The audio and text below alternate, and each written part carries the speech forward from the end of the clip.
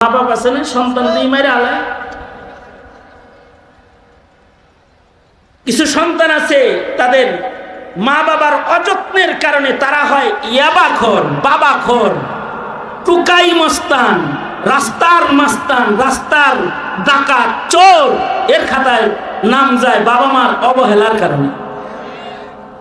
ঢাকা শহরে যত সন্তান রাস্তায় অন্যায় কাজে লিপ্ত, আমরা বহু জরিপ করে দেখেছি যে এর ৯৫% হবে এমন বাবার ঔরসে জন্ম যে বাবাটা একটা অপদার্থ বাবা, অপদার্থ। সন্তানের কোনো দায়িত্ব আদায় করতে সে প্রস্তুত না, জন্ম দিয়া রাস্তায় ছেড়ে দিছে। এই বাবারা নিকৃষ্ট। ময়দানে মাহশারে এই পিতাগুলা সন্তান মানব সম্পদ নষ্ট করার অপরাধে আসামি হয়ে দোজখে। আর কিছু কিছু বাবা আছে এরা রাস্তায় ছাড়ে না, কিন্তু সন্তানদেরকে অন্যায় পথে আদর করে, যথাযথ আদর করে না। রসিক সন্তানের বাবা সন্তানকে স্বাধীনভাবে লালন পালন করে, সন্তানকে সোনার প্লেটে খাওয়ায়, সন্তানের জন্য বাড়ি করে দিয়ে যায়, গাড়ি করে দিয়ে যায়, সন্তানকে ব্যাংক ব্যালেন্স দিয়ে যায়, কিন্তু ইমান দেয় না। সন্তানকে শিক্ষা দেয় কিন্তু সুশিক্ষা দেয় না। সন্তানকে ডুপ্লেক্স বাড়ি দিয়ে যায়, ব্র্যান্ডের পোশাক পরায়, সন্তান যা চায় তা দেয়, কিন্তু সন্তানের দিলের খোরাক, আসল খোরাক দেয় না। এই ধরনের পিতাদেরকে হাকিমুল উম্মত থানভী রহমতুল্লাহি আলাইহি উপমা দিয়ে বুঝাইছেন যে এক পাখি পালতো এক লোক, এত রসিক পাখি পালনেওয়ালা যে সে জিআই তারের খাঁচায় পাখি পালে না, সোনার খাঁচায় পাখি পালে, মানে স্বর্ণের খাঁচার ভেতরে পাখি লালন পালন করে। তার মানে হলো তার খাঁচা স্বর্ণের। শুধু খাঁচা স্বর্ণের না, পাখিকে যেই প্লেটে খাবার খাওয়ায় এটাও স্বর্ণের, পাখিকে যেই বাটিতে পানি খাওয়ায় এটাও স্বর্ণের। স্বর্ণের খাঁচায় পাখি পালে বটে, কিন্তু তার একটা দোষ হইল পাখিকে সময় মতো দানা পানি দেয় না, খাঁচায় রাখে সোনার খাঁচায়। বলেন তো, স্বর্ণের খাঁচায় পাখি রেখা দানা পানি না দিলে পাখি হৃষ্টপুষ্ট হবে, নাকি কঙ্কাল লাশ হয়ে কয়েকদিন পরে মইরা বেরিয়ে? খাদ্যের অভাবে স্বর্ণের খাঁচায় যেমন পাখি মারা যায়, মুসলিম বাবার সোনার খাঁচায়, স্বর্ণের ঘরে, ডুপ্লেক্স বাড়িতে অথবা প্রাসাদ বাড়ির ভেতরে কখনো কখনো তার আদর যত্নের সন্তান ইমানের খোরাক, আমলের খোরাকের অভাবে মুসলিম ঘরে জন্মায়াও নাস্তিক হয়ে লাশ হয়ে বের হয়ে যায়, নাস্তিক লাশ হয়ে যায়। অবশ্য এই বাবারা সন্তানকে দামি ইউনিভার্সিটিতে পড়ায়। আমার পরিচিত কিছু মানুষ আছে, তারা তাদের সন্তানকে 9 মাসে 63 লাখ টাকা খরচ করে, মানে বিদেশের ইউনিভার্সিটিতে সন্তান পড়ায়। এই সন্তান 9 মাসে 63 লাখ খরচ হয়।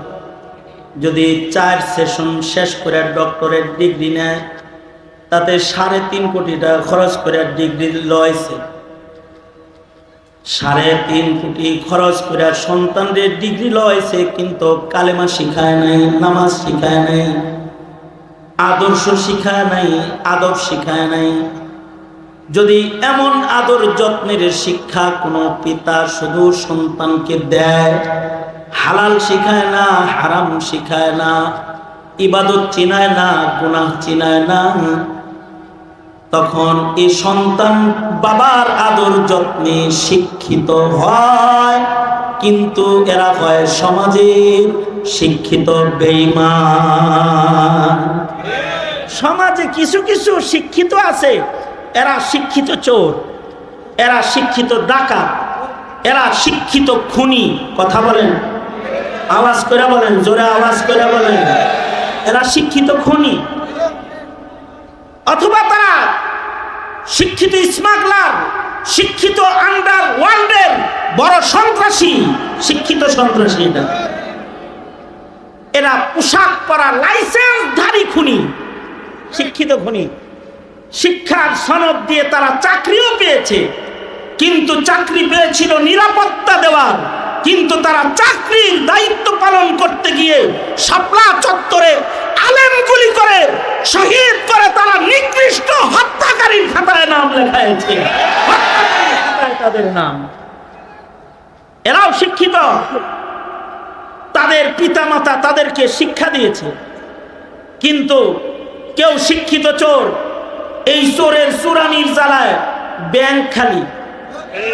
গতকালকে আমার কাছে ন্যাশনাল ব্যাংকের এক গ্রাহক আসছে, আইসা বলে, হুজুর এই জুলাই আন্দোলনের সময় 10 লক্ষ টাকা এফডিআর রাখছি, 10 টাকাও দেয় না। কেন, কি হলো, ন্যাশনাল ব্যাংকের কি হয়েছে? কয় এটা খালি, এখানে গেলে পরে কোনো টাকা নাই।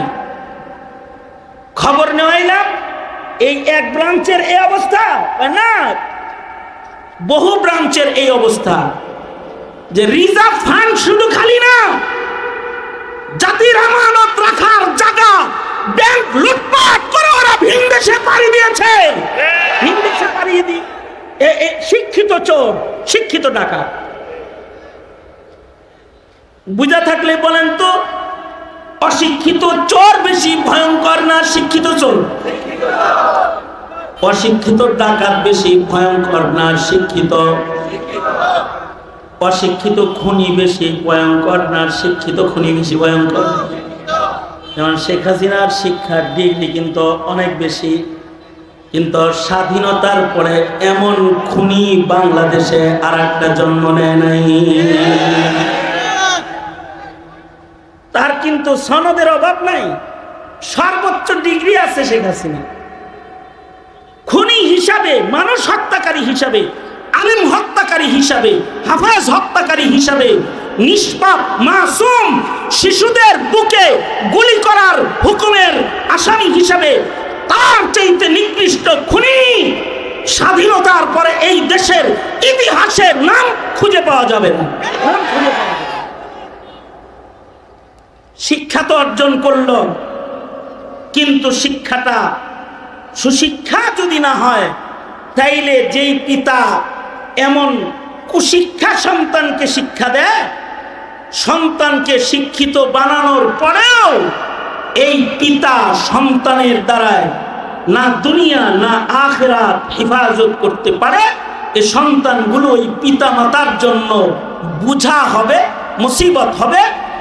এরাও হযরত থানভী বলেন, সমাজের নিকৃষ্ট পিতা, এরা পিতৃ জগতের কলঙ্ক পিতা, এরা কলঙ্ক পিতা। আর যদি কোনো পিতা এমন হয় যে পিতা আল্লাহর কাছে দোয়া করেছে, আল্লাহ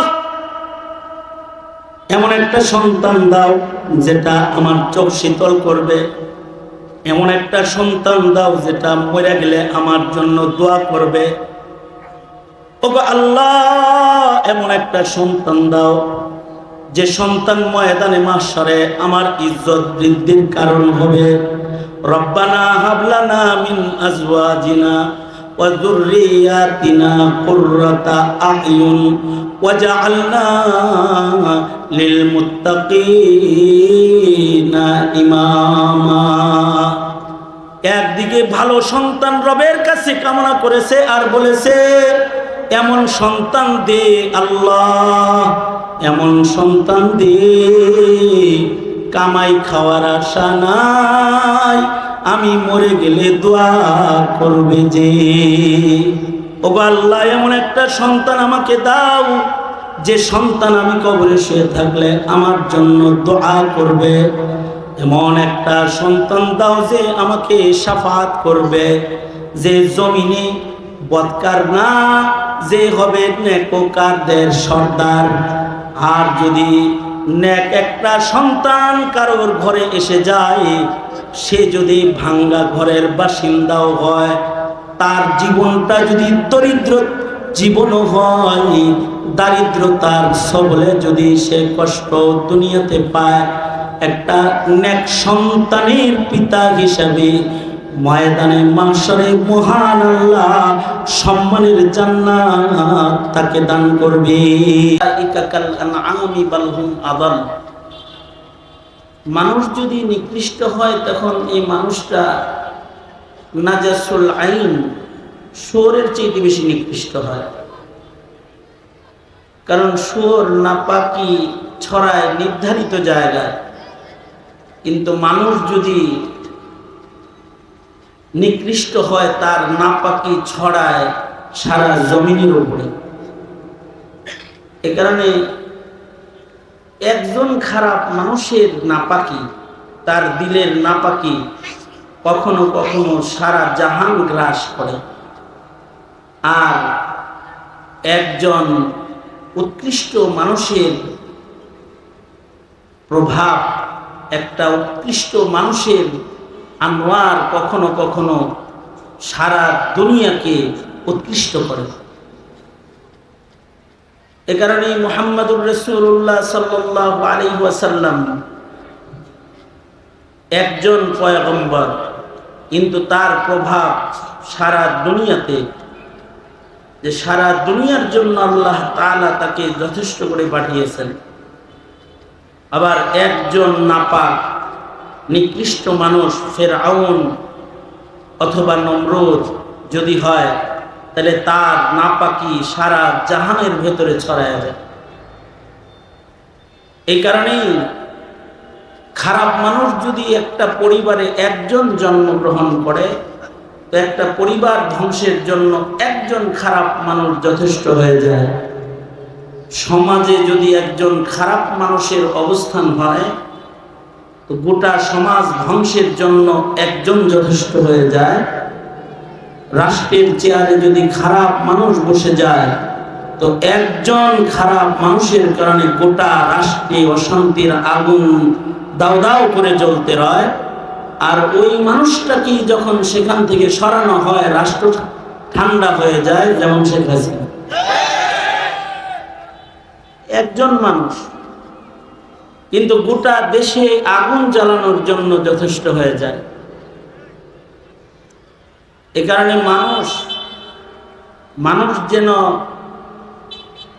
অমানুষ না হয়, মানুষ যেন খারাপ না হয়ে যায়, মানুষের মনুষ্যত্ব যেন রক্ষা হয়, এজন্যই আল্লাহ তাআলা লক্ষাধিক নবী রাসূলকে আল্লাহর পছন্দের মানুষের নমুনা হিসেবে দুনিয়াতে প্রেরণ করেছিলেন। দুনিয়ার সব মানুষ যেন আল্লাহর পছন্দের মানুষের রং পায়।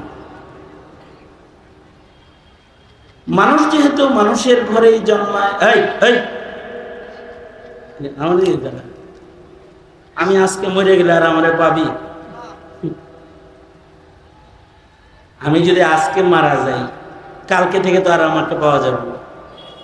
হতে পারে যদি হায়াত শেষ হয়ে যায়, তাহলে এটা শেষ মাহফিলে তো হইতে পারে। দুনো হাত উপরে তোলেন। আপনারা দুপুর থেকে যোগ্য মানুষদের বয়ান শুনতে শুনতে তৃপ্ত ক্লান্ত আমি জানি, সুতরাং আমার বয়ান সংক্ষেপ হবে। কিন্তু আপনারা এইদিকে থাকেন, সোজা করেন, আঙুল খুলে দেন, নাড়াচাড়া দেন। দিই হাত ভালো আছে নি? মুখও ভালো আছে? কথা বলতে জানেন? তাহলে জবান খুলে আওয়াজ করে বলেন সুবহানাল্লাহ। আরো আওয়াজ দিতে পারেন? আওয়াজ আরো জমা রাখছেন? এই জোরে বলেন আলহামদুলিল্লাহ, জোরে বলেন লা ইলাহা ইল্লাল্লাহ। আওয়াজ করে উঁচু স্বরে সুন্নতের নিয়তে আওয়াজ করে, একটা শব্দ আওয়াজ করে বলা সুন্নাত। জোরে আওয়াজ করে বলেন আল্লাহু আকবার। আরো জোরে করে বলেন আল্লাহু আকবার।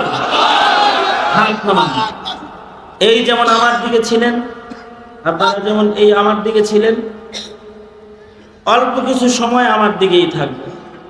তা আমি এই পর্যন্ত আমার ভূমিকায় যেটা বললাম সেটা হলো, মানুষ মানুষ হইলে একজন মানুষ পৃথিবী রক্ষার জন্য যথেষ্ট, আর মানুষ অমানুষ হইলে একটা অমানুষও সারা দুনিয়া ধ্বংসের জন্য যথেষ্ট। এবার বলেন, মানুষ কি গাছে হয়, খেতে হয়, বাগানে হয়? মানুষের জন্ম মানুষের ঘরে হয়। এ কারণে আল্লাহ পাকের পক্ষ থেকে মানুষের প্রতি এটা একটা ইবাদত যে মানুষ দোয়া করবে, আল্লাহ মানুষের ঘরেই যেহেতু মানুষ জন্ম হয়, তুমি আমার ঘরে মানুষের মতো মানুষ দান করো, অমানুষ পাঠায় না। এই দোয়াটা, এইটাকে আল্লাহ তাআলা একটা দামি ইবাদত বানাইছেন। যদি এই দোয়া কেউ করে, তাহলে এই দুয়ার বরকতেই যে মানুষ তার ঘরে আসবে এটা জরুরি না। কারণ মানুষকে দুনিয়ায় পাঠান কে? আমাদের ঘরে ছেলে সন্তান দেন কে? পীরের দরগায় মাজারে সন্তান পাওয়া যায় তো? ছেলে মেয়ে পাওয়া যায় তো? দেয় কে ছেলে মেয়ে? মানুষের ঘরে মানুষ আসে কার ইচ্ছায়? আল্লাহর ইচ্ছায়। আল্লাহর কাছে তো দোয়া করলাম যে পাঠান, দোয়া করলেই পাবো এটার কোনো নিশ্চয়তা নাই। দিলে পাবো, তিনি দয়া করে দিলে পাবো। এ কারণে বহু মানুষ সারা জিন্দেগি একটা নেক সন্তানের জন্য দোয়া করে যায়, কিন্তু তাদের ঘরে সন্তান আল্লাহ দেয় না। আবার কেউ কেউ আছে বন্ধ করার চেষ্টা করে, বন্ধ করতে পারে না, ঘেটাঘেট খালি আয়া পড়ে। কারোর ঘরে ছেলে হয়, আবার কারোর ঘরে মেয়ে হয়, কারোর ঘরে শুধু মেয়ে হয়, কারোর ঘরে শুধু ছেলে হয়। আমার এক দোস্ত আছে বগুড়া, গোলামগাড়ি পীর সাহেব হুজুরের মেয়ের জামাই মুফতি নজরুল ইসলাম সাহেব। গতকালকে বগুড়ায় দেখা আমার সাথে, আমাকে বললো, ভাই 11 নম্বর মেয়ে হইছে। কয় নাম্বার হয়েছে? গতকালকের খবর বলতেছি এটা। আর আমার আর এক বন্ধু আছে, আমি হজে যাইলে সে আমাকে এয়ারপোর্টে আগায় দেয়ার কয়, দোস্ত আমি গরিব মানুষ, আল্লাহ যেন আমার একটা ছেলে দেয়, দোয়া করো। আমি 10 বছর যাবৎ তার জন্য দোয়া করি, আল্লাহ ছেলে দিও। কিন্তু গত বছরও তার একটা মেয়ে হয়েছে 7 নাম্বার। এটা কি আমার দোয়ার দোষ? হ্যাঁ, আমার দোয়ার দোষ? তাহলে কি ওই দোস্তের বউর দোষ? হয় বেটি, তোর ঘরে খালি মেয়ে হয় কে?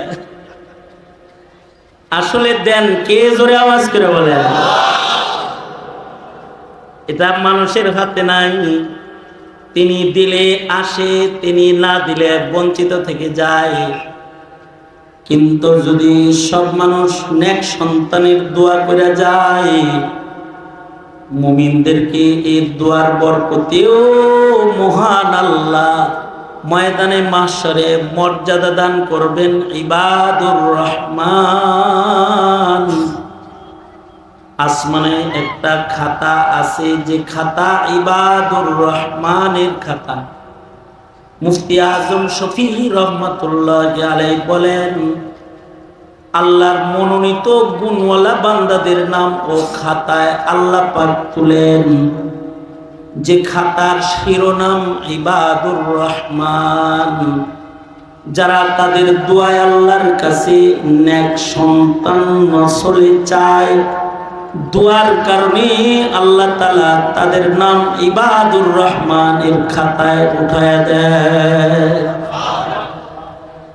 ওই কথাটাই আল্লাহ পাক সূরা ফুরকানের বিলকুল শেষ দিকে বলতেছেন, ওয়াল্লাযীনা ইয়াকুলুন রব্বানা হাবলানা মিন আজওয়াজিনা ওয়া যুররিয়াতিনা কুররাতা আ'য়ুন ওয়াজআলনা লিল মুত্তাকিনা ইমামা। এই দোয়া যদি কোনো মুমিন করে, তাহলে মুমিনের পুরস্কার অনেকগুলো। একটা হলো ইবাদুর রহমানের খাতায় তার নাম যাবে, আর একটা হলো দোয়ার বরকত আল্লাহ জান্নাত দান করবে। যা ছেলে দেই নেই জান্নাতটাই দিয়ে দিলাম। মেয়ে দেই নেই, সন্তান দেই নেই, জান্নাত দিলাম। আর দোয়া যদি বান্দা করে, ঘটনা চক্রে যদি তার ঔরসে বদকার আইসা যায়, চেষ্টার পরেও যদি সন্তানটা হিদায়াতের উপরে না আসে, দোয়া ও চেষ্টার বরকতে এই পিতাকে আল্লাহ তাআলা আসামি হওয়ার থেকে রেহাই দান করবে। কারণ সন্তানের কারণে কিছু পিতা হাসরের মাঠে আসামি হবে, আর সন্তানের কারণে কিছু পিতা হাসরের ময়দানে মর্যাদা পাবে। সুবহানাল্লাহ জোরে করে বলেন।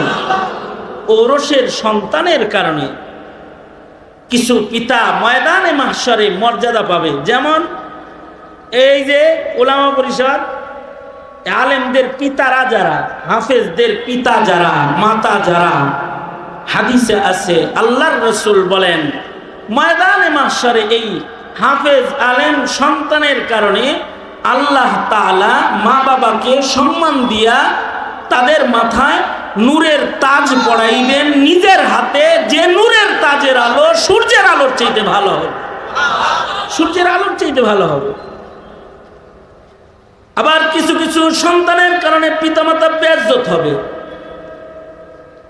আসাদ নূরের বাপ হইছে, অথবা খুনির বাপ হইছে, নাস্তিকের বাপ হইছে, মুরতাদের পিতা হইছে, ওরসের সন্তানটা কাদিয়ানি হয়ে গেছে, খ্রিস্টান হয়ে গেছে। তার অবহেলার কারণে তো আলা কুল্লুকুম রাঈন ওয়া কুল্লুকুম মাসউলুন আন রাইয়াতিহি।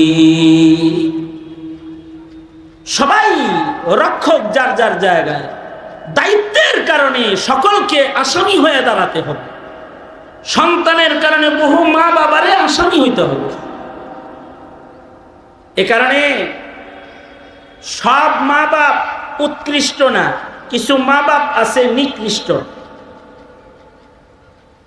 হাকিমুল উম্মত মুজাদ্দিদুল মিল্লাত শাহ আশরাফ আলী থানভী রহমতুল্লাহ আলাইহি বলেন, বাপ মা তিন প্রকার। কয় প্রকার? তিন প্রকার বাপ মা। কোন প্রকারে ঢুকবেন চিন্তা করে লন। বাপ মা তিন প্রকার। এর ভেতরে এক প্রকারের বাপ মা আছে নিকৃষ্ট। তারা কারা? তারা হলো ওই পিতামাতা যারা সন্তান জন্ম দেয়, জন্ম দেওয়ার পরে সন্তানকে হত্যা করে, অথবা সন্তানের ঈমান হত্যা করে, অথবা সন্তানকে রাস্তায় ছাড়ে।